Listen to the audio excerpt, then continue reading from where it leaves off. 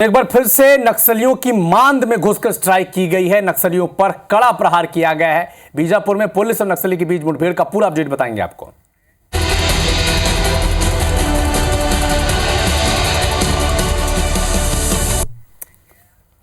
तो बीजापुर में सुरक्षा बलों ने 12 नक्सलियों को ढेर कर दिया है। पीड़िया के जंगल में करीब 12 घंटे तक अलग अलग जगहों पर यह मुठभेड़ हुई और जहां अब तक 12 नक्सलियों के शव बरामद हो चुके हैं। BGL launcher, BGL shell, countrymade, rifle, 12 bore की बंदूक, भारी मात्रा में विस्फोटक, नक्सली साहित्य और दैनिक इस्तेमाल की सामग्री भी बरामद की गई है। यहां सुरक्षा बलों ने नक्सलियों के अस्थायी कैंप को भी ध्वस्त किया है। मुठभेड़ के दौरान आईईडी की चपेट में आने से डीआरजी और एसटीएफ के 2 जवान भी घायल हुए हैं। इनकी हालत खतरे से बाहर बताई जा रही है। सुरक्षा बलों को पीड़िया के जंगल में पीएलजीए कंपनी नंबर 2 के commander Velha, Gangalur area committee के सचिव दिनेश मीडियम समेत करीब 100 से 150 नक्सलियों के जमावड़े की खबर मिली थी, जिसके बाद ऑपरेशन ये लॉन्च किया गया, जिसमें बीजापुर, दंतेवाड़ा, सुकमा की डीआरजी टीमें, Bastar fighter, STF, cobra, CRPF के जवान ने मोर्चा संभाला, सर्चिंग शुरू की और सुबह करीब 6 बजे पीड़िया के जंगल के अलग अलग जगहों पर यह मुठभेड़ शुरू हुई। इस पूरे ऑपरेशन में सुरक्षा बलों के करीब 900 जवान शामिल हुए हैं, ऐसा बताया जा रहा है। मुठभेड़ में जो सफलता मिली है, इस पर प्रदेश के मुख्यमंत्री विष्णुदेव साय और गृह मंत्री डिप्टी सीएम विजय शर्मा ने भी जवानों को बधाई, शुभकामनाएं दी हैं। सीएम साय ने कहा है कि नक्सलवाद के खिलाफ सरकार मजबूती से लड़ाई लड़ रही है। प्रदेश में डबल इंजन की सरकार होने के चलते इसका लाभ भी मिल रहा है।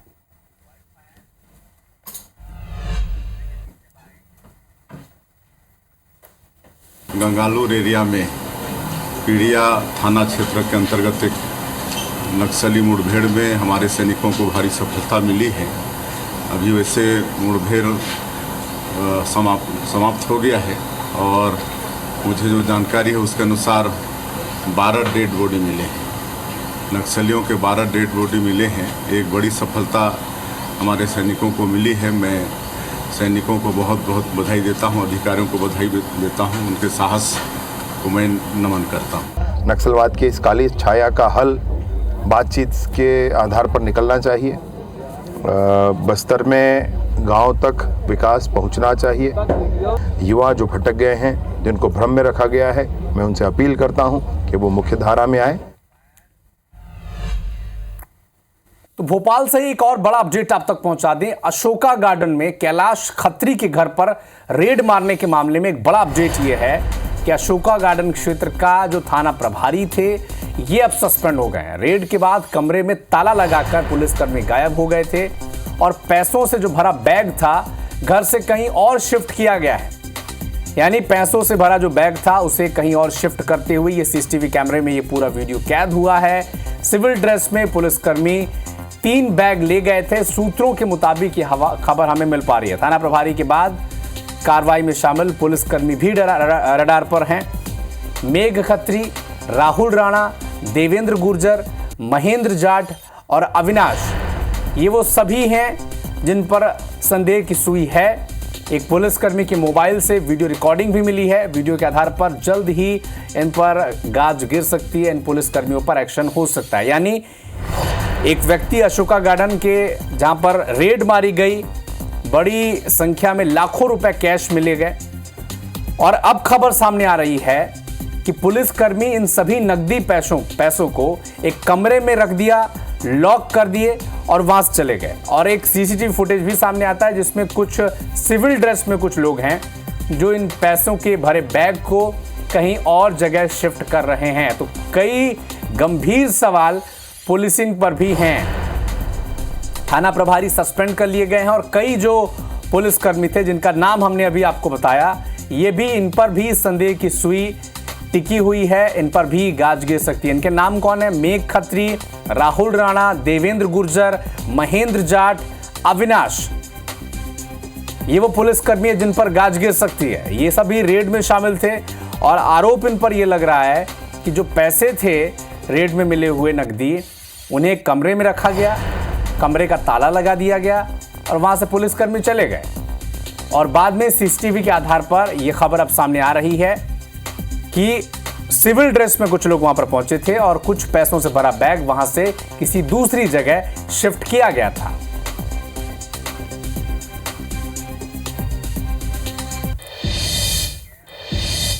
तो चौथे चरण के रण में हर नेता अपना जोर लगा रहा है और इसी कड़ी में भारतीय जनता पार्टी के सबसे बड़े स्टार प्रचारक पीएम मोदी आज ओडिशा के दौरे पर हैं। आज 3 रैलियां पीएम मोदी ओडिशा में करने जा रहे हैं। पहली रैली कंधमाल में होगी, फिर बलांगीर में, फिर बरगढ़ में चुनावी सभा को संबोधित करेंगे।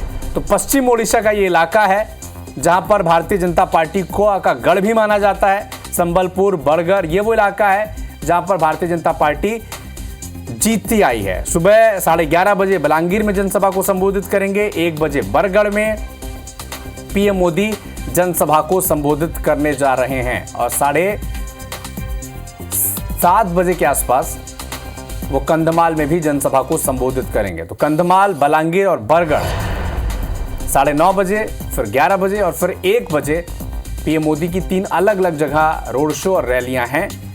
पश्चिम ओडिशा का ये इलाका है जहां पर बीजू जनता दल को कड़ी टक्कर भारतीय जनता पार्टी यहां पर देती है।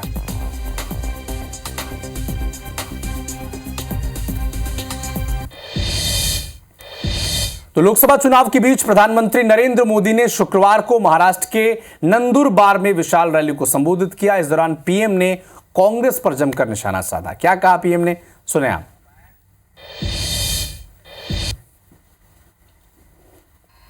ये तुष्टीकरण के लिए सरकारी इफ्तारी करने वाले लोग,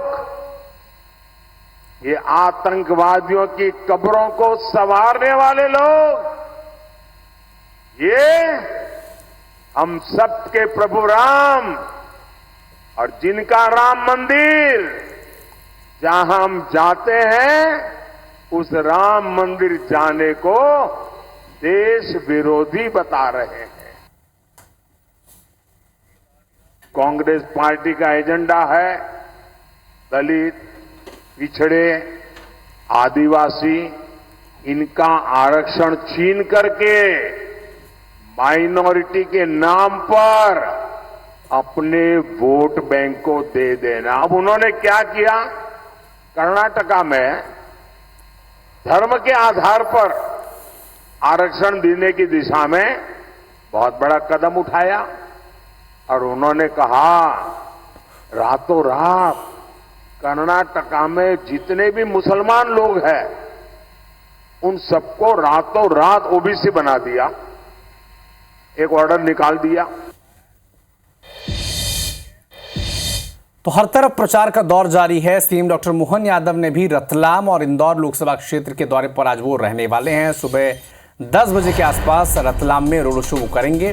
दोपहर 12:15 बजे जावरा में सीएम मोहन यादव का रोड शो रहेगा और दोपहर 1:20 पर इंदौर के बेटमा में जनसभा को संबोधित करेंगे। दोपहर 2:30 बजे सीएम भारतीय जनता पार्टी के प्रत्याशी शंकर लालवानी के लिए भी वोट मांगेंगे। हालांकि इंदौर में अब कांग्रेस प्रत्याशी अक्षय कांति बम के नामांकन वापस लेने के बाद मुकाबला एक तरफा दिख रहा है। हालांकि कांग्रेस पार्टी लगातार वहां पर नोटा का प्रचार कर रही है। तो मालवा की 8 सीटों पर अब न सिर्फ भारतीय जनता पार्टी बल्कि सीएम डॉक्टर मोहन यादव की प्रतिष्ठा भी जुड़ी हुई है, क्योंकि सीएम का गृह क्षेत्र है। मालवा की 8 सीटें इस वक्त भारतीय जनता पार्टी के पास हैं और कोशिश रहेगी कि कैसे इन 8 सीटों पर यथावत स्थिति बरकरार रहे।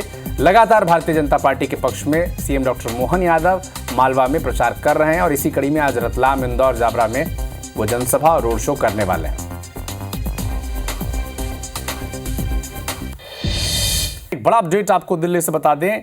सुप्रीम कोर्ट से जमानत मिलने के बाद दिल्ली के मुख्यमंत्री अरविंद केजरीवाल बाहर आ चुके हैं और आज वो हनुमान मंदिर भी जाएंगे।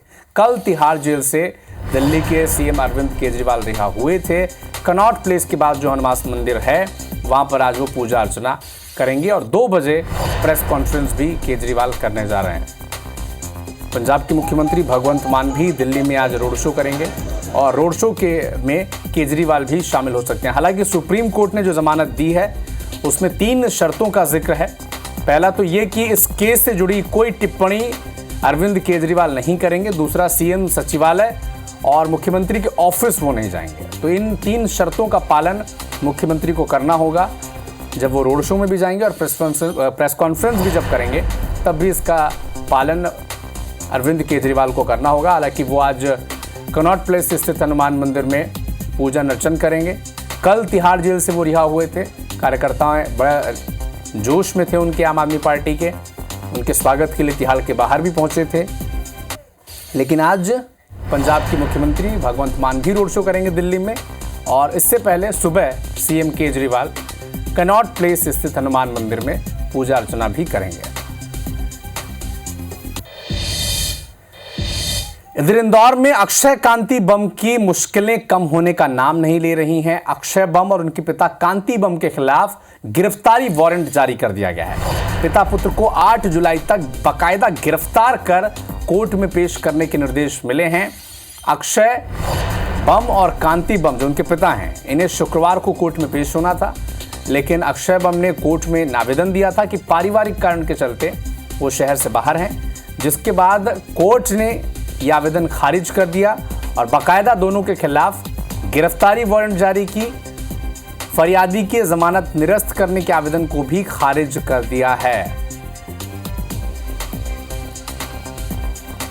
आज दिनांक को आरोपी अक्षय बम और आरोपी कांतिलाल बम की उपस्थिति के लिए सेशंस कोर्ट में मामला नियत था। माननीय न्यायालय द्वारा आरोपीगण अधिवक्ता के द्वारा जो दोनों आरोपियों की तरफ से आज की हाजिरी माफी का आवेदन लगाया गया था, वो निरस्त कर दिया गया है और दोनों आरोपीगण के विरुद्ध गिरफ्तारी वारंट जारी कर दिया गया है।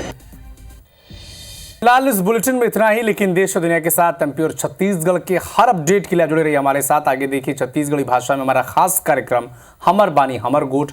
मुझे दीजिए अनुमति। नमस्कार।